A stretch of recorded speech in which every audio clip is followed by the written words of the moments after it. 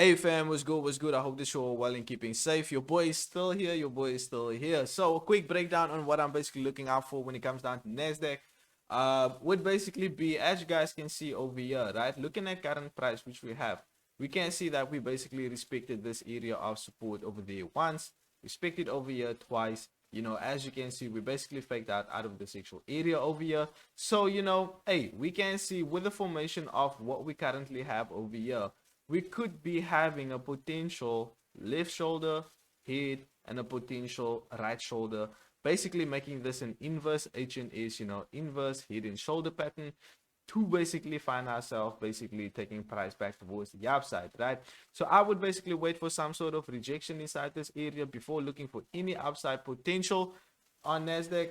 That would basically be plan A whatsoever. Plan B would basically be if we're gonna find ourselves heading all the way towards the upside, basically breaking above this area of resistance, turn it into support.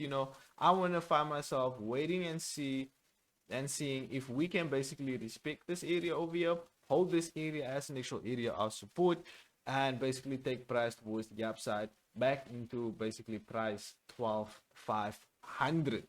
Okay, quick and simple breakdown. I hope that you have a clean understanding of what I basically went through. It's me, your boy D. I'm out.